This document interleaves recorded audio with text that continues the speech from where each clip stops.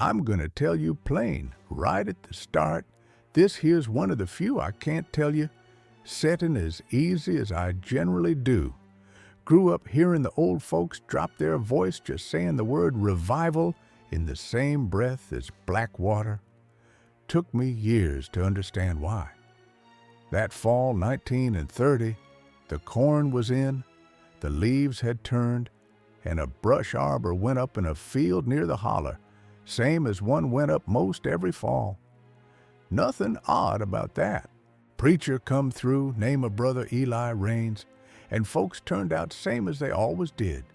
Glad for the singing, glad for something to do of an evening before the cold set in proper. Only thing anybody marked, looking back, and nobody marked it then, was how quiet Brother Rains kept his voice the first night. Didn't holler, didn't work the crowd up loud the way visiting preachers generally did. Just asked, soft, for anybody carrying something heavy to say so. I didn't live it, but I know how it ended, and I've carried the not knowing of the rest my whole life.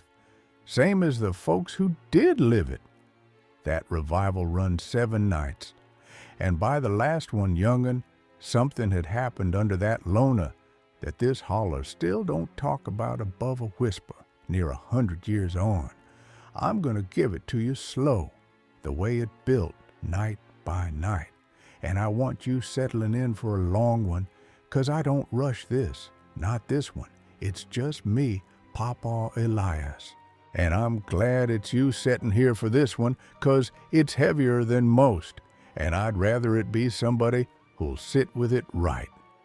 If you'll subscribe, you'll catch these of a Saturday and Sunday when I light the lamp. And a like helps bring more folks around that don't need everything wrapped up neat by the end. Now, let me take you to that field, the first night the arbor went up.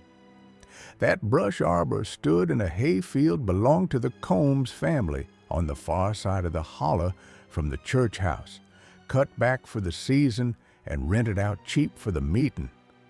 Just poles and brush laid over the top for shade, benches made out of split logs, sawdust down on the ground to keep the mud off folks' Sunday shoes.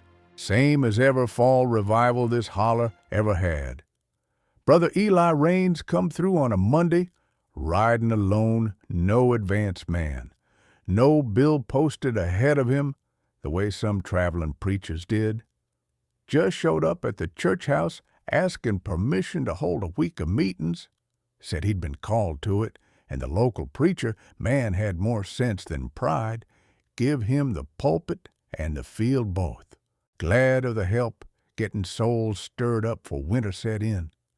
First night was every bit as ordinary as a first night gets. Singing went on a good hour before Rains ever stood to preach.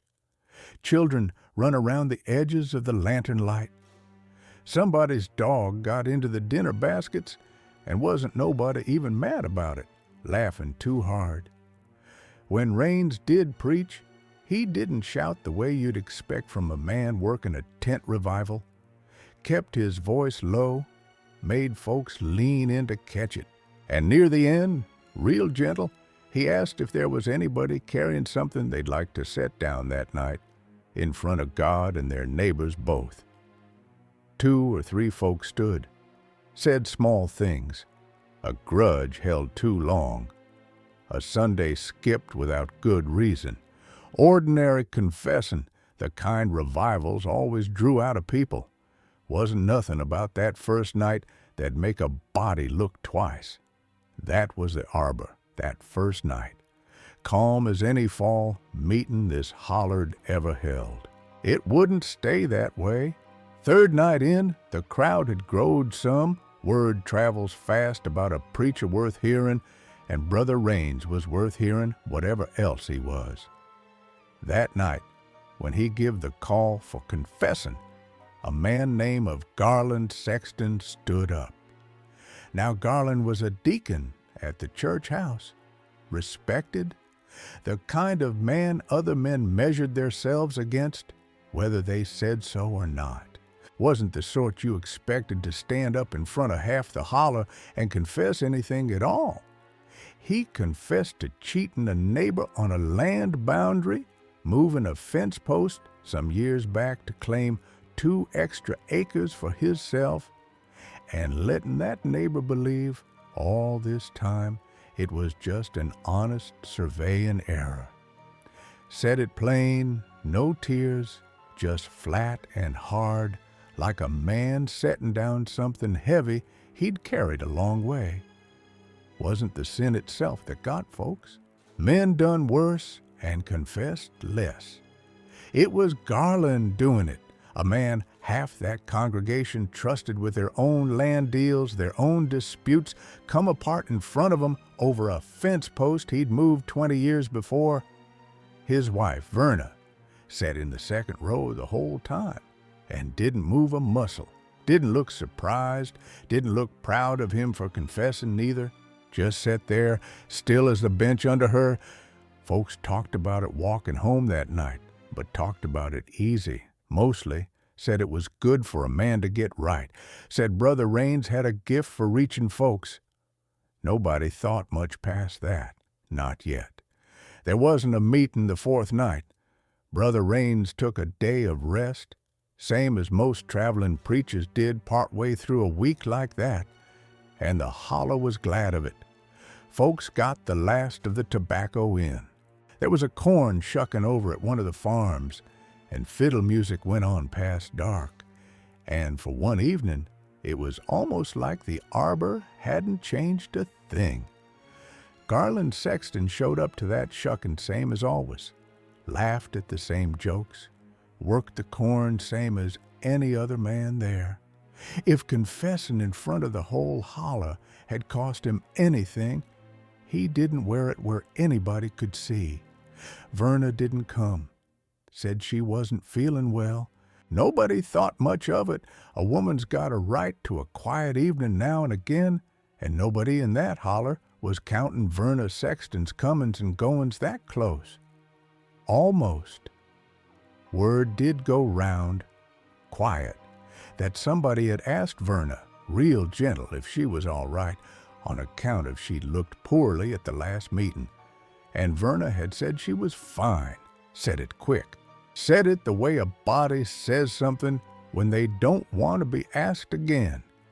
Come the fifth night, the arbor filled back up same as before, singing starting up right on time.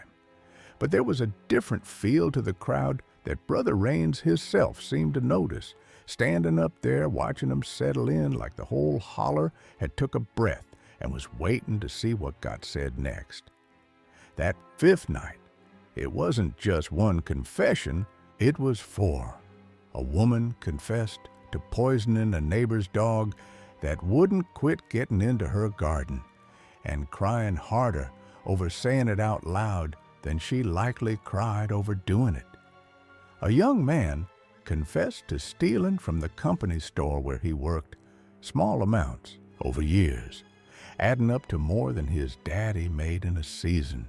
An old man, one of the oldest in that holler, stood up shaking and confessed to something he wouldn't name plain.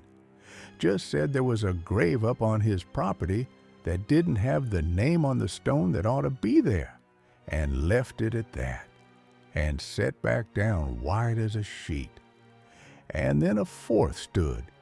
Younger woman, name I never did get clear on account of my source didn't want to give it, confessed to something about a man in that congregation who wasn't her husband.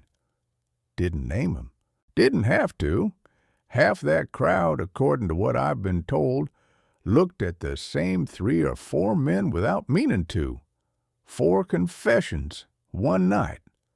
First time, it was one man setting down a fence post from 20 years back. This time, it was half a dozen secrets the whole holler had been carrying without knowing who else carried one too. Verna Sexton wasn't there that night. Garland come alone, and when somebody asked after her, he said short that she was poorly again and didn't invite more asking. By the time that fifth meeting broke up, wasn't nobody walking home easy no more. Let me catch my breath a second, and let me ask you the thing I ask myself every time I get to telling this one. You believe in such things, that confessing something out loud in front of enough people can call something toward you? Or you reckon it's just people worked up on singing and shame and a preacher who knew how to press the right spot till it give? I go back and forth on it myself, more with this one than most. Tell me where you land. Now, back to it. 'Cause the sixth night was quieter than the fifth, and quiet by then wasn't a good sign no more. Sixth night, the singing was thinner. Not fewer people, more, if anything. Word had spread that far by then. But thinner, like nobody was putting their whole chest into it no more, watching each other out of the corners of their eyes, 'stead of watching the songbook. And when Brother Rains give the call that night, wasn't nobody stood, not one soul. Whole congregation sat there, the quiet stretching out long past comfortable, Rains just waiting, patient, like he had all night to wait and meant to use it. Folks later said that quiet was worse than any of the confessing had been. Said you could feel everybody in that crowd holding something back so hard it near about hurt to set still. Verna Sexton was there that night. Verna wasn't again, third time now, and a couple folks noticed, quiet, the way you notice something you don't say out loud, that Garland kept his eyes down the whole service, didn't look at Brother Rains once, didn't look at his neighbors, just sat with his hands folded, staring at the sawdust. Rains closed that night without a single confession took, first time all week. Said, real soft, that the Lord don't force nothing out of nobody 'fore they're ready. Said some things take the whole week to come loose. Wasn't a soul in that arbor believed the quiet meant it was over, and it was right about that time, the days between the sixth night and the seventh, that a woman named of Nettie Fields, who'd been setting 3 rows back the whole week, told somebody what she'd started to feel coming. That somebody, years later, told me, I'll give it to you the way she give it. I don't know how to tell you what I felt exactly, on account of I never felt nothing quite like it before nor since. Wasn't nothing I could point to, wasn't nothing I seen. It was just, setting in that arbor them last couple nights, I got the sense of something filling up, like a jar you're pouring water into, and you can't see the water rising from where you're standing, but you know somehow it's getting near the top. That's the only way I ever found to say it. Something filling up, night after night, with all them confessions poured into it, and nobody knowing what it was filling or what was going to happen once it got full. I told my husband the night 'fore the 7th meeting that I didn't want to go. He asked me why, and I couldn't give him a reason he'd have took serious. Said I just had a feeling. He laughed at me, gentle, not mean about it, and said a feeling wasn't reason enough to miss the last night of a good revival. I went anyway. I've asked myself many a time since why I went, feeling the way I felt. I reckon it's on account of a body wants to see the jar fill all the way, even when they're afeard of what happens when it does. That's what Nettie Fields told years on to the person who told me. She never did call it a warning in so many words, but she never once doubted the rest of her life that she'd felt something coming 'fore it come. The 7th night, folks started arriving at that field 'fore the sun was even down good. Nobody said why they come early. Just come and sat and waited, the whole crowd quiet in a way that had nothing easy about it. Verna Sexton was there. First time since that third night, since Garland's confession. She come alone, walked in after most everybody else had already set, and took a seat near the back, off to the side, like she meant to be near the edge of things in case she needed to leave quick. Brother Rains stood up when full dark come, and for the first time all week, he didn't sing a hymn first, didn't open with scripture even, just stood there a long moment, looking out over that crowd like he was counting them, and then he said, plain and quiet, that this was the last night, and that some folks in that congregation was carrying something they'd carried the whole week and hadn't found the courage to set down yet, and that the Lord's patience, same as his own, had its limits. Up to that night, any soul in that holler could have stood up on any of them 6 evenings, said their piece, and gone home light. Could have, and plenty had. But once Brother Rains said what he said that 7th night, once he named out loud that some folks was still holding back, there wasn't a person under that Lona who didn't understand there wasn't going to be an 8th night to wait for. Whatever was going to happen was happening tonight. Garland Sexton, setting near the front, turned around in his seat, looked back at his wife. She didn't look at him. Let me tell it slow now. It goes slow in my head too, this part. Brother Rains, give the call. Same as ever night. Real quiet. And Verna Sexton stood up. Didn't nobody expect it? Not after 4 confessions the week before that hadn't been hers. Not after 3 nights of staying home. She stood, and her voice, when it come, was steady. Steadier than you'd think a woman's voice could be, saying what she was about to say. She said, 'Fore she ever married Garland, back when she was young and unmarried herself, she'd had a baby. Said it come early and quiet and never drew breath.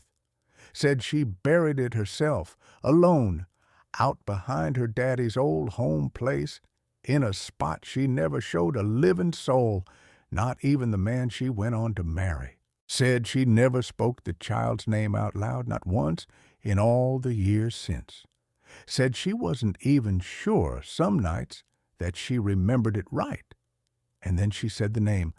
I ain't gonna give it to you. Wasn't given to me either, not the whole of it. And what wasn't given to me, I don't make up. She said the name once, quiet, into that hush, under the arbor. And Brother Rains, who'd led 6 nights of confessin' without so much as blinkin', went white as new linen and didn't say the amen he always said right after. Just stood there. And when the folks around Verna turned to see how she'd taken saying it, she wasn't there. They searched that field and the woods around it the rest of that night and into the next day. Searched with lanterns, same as any search this holler ever run for anybody lost. Didn't find her. Not a footprint leading off in any direction, not a scrap of her dress caught on a branch, nothing. Garland searched longer than anybody, longer than was maybe good for a man to search. He never did remarry. Lived another 30-some years up at that home place, alone, and near as anybody could tell, never spoke his wife's name out loud again neither, same as she'd never spoken the other one. Brother Eli Rains left the Blackwater Holler the next morning early, for most folks was up. Preached on for years after in other counties, but them that heard him later said he was a different kind of preacher after that, quieter, gentler, never again pressed a congregation to confess nothing they wasn't already fixin' to give. The fire in him, whatever it had been, went out that 7th night, same as Verna did. That field growed up in briar inside of 5 years. Nobody ever held a revival on it again. Still stands empty, far as I know, and I'm told the corn won't take right in that particular patch, though I can't swear to why. Verna Sexton was never found, dead or alive. Not in that holler, not in the next county over, not anywhere I've ever been able to trace. Whatever come to that arbor the seventh night, collecting what it come to collect, it went away with her, and it never did give her back. These stories only last if somebody carries 'em. That's how I got this one. Somebody passed it to me, quiet the way it deserved to be passed. If you know somebody who could sit through a heavy one like this and still sleep after, send it on to 'em. And tell me down below, you reckon Verna run off on her own 2 feet, shamed of what she'd said? Or you reckon something really did come collect what she owed?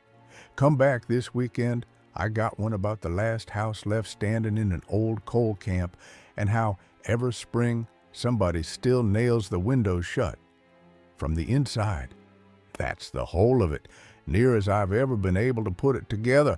7 nights and a woman who never got to say her amen. Folks in that holler still don't talk easy about it. And when they do, they don't talk loud. I told you that at the start, and I meant it.